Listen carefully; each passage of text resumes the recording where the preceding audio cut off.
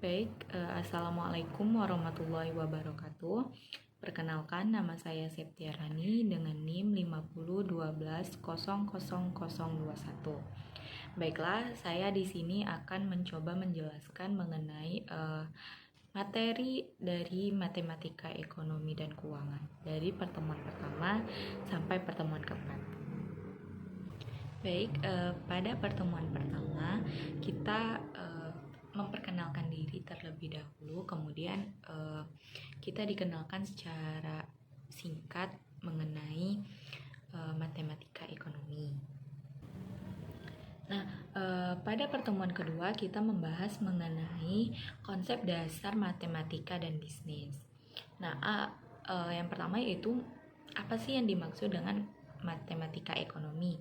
Nah, matematika ekonomi itu merupakan ilmu yang digunakan sebagai pendekatan dalam mempelajari analisis ekonomi.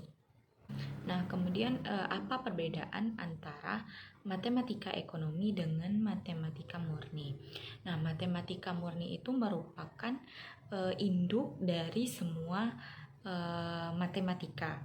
Nah, sedangkan matematika ekonomi itu merupakan ilmu matematika terapan yang hanya diterapkan pada dunia ekonomi saja.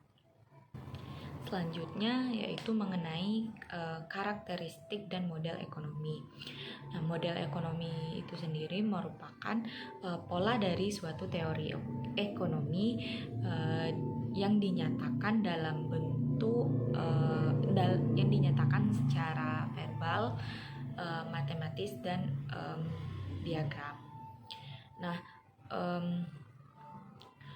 apa hubungan matematika dan model ekonomi? Nah,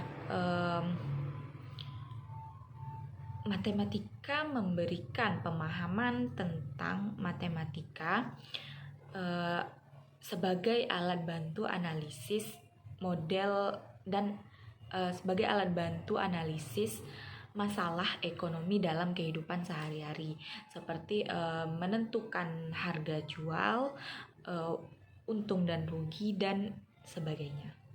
Baik, pada pertemuan ketiga kita membahas mengenai hubungan linear dalam penerapan ekonomi. Nah, hubungan linear itu sangat lazim digunakan dalam ilmu ekonomi, baik itu ekonomi makro maupun ekonomi mikro. Beberapa fungsi hubungan linear dalam penerapan ekonomi. Yang pertama yaitu fungsi permintaan, penawaran, dan keseimbangan pasar. Yang kedua yaitu fungsi biaya dan fungsi penerimaan. Yang ketiga yaitu fungsi konsumsi dan tabungan. Yang keempat yaitu fungsi asumsi peluang dan pokok. Nah, yang pertama dibahas yaitu mengenai fungsi permintaan, penawaran, dan keseimbangan pasar. Fungsi permintaan itu menghubungkan antara variabel harga dan variabel jumlah yang diminta. Nah, yang fungsi penawaran itu menghubungkan antara variabel harga dan variabel jumlah yang ditawarkan. Selanjutnya keseimbangan pasar. Nah, yang dikatakan berada dalam keseimbangan pasar itu apabila jumlah barang yang ditawarkan itu sama dengan jumlah barang yang diminta. Secara sistematis keseimbangan pasar ini dituliskan dengan persamaan QD sama dengan QS, di mana QD itu jumlah penawaran sedangkan QS itu jumlah permintaan. Baiklah, selanjutnya pada pertemuan keempat kita membahas mengenai fungsi linear yang kedua yaitu fungsi biaya, penerimaan, dan laba. Nah, fungsi penerimaan itu disebut juga dengan fungsi pendapatan. Fungsi penerimaan merupakan hasil kali antara harga jual per unit dengan jumlah harga yang diproduksi dan laku dijual.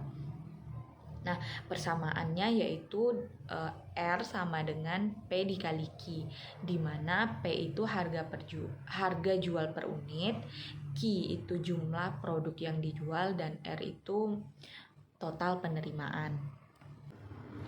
Selanjutnya yaitu fungsi biaya. Fungsi biaya ini dilambangkan dengan C besar atau TC besar. Nah, fungsi biaya ini terdiri dari dua jenis. Yang pertama yaitu fungsi biaya tetap, dan yang kedua fungsi biaya berubah-ubah. Baiklah, sekian penyampaian materi dari saya. Lebih dan kurangnya saya mohon maaf. Wassalamualaikum warahmatullahi wabarakatuh.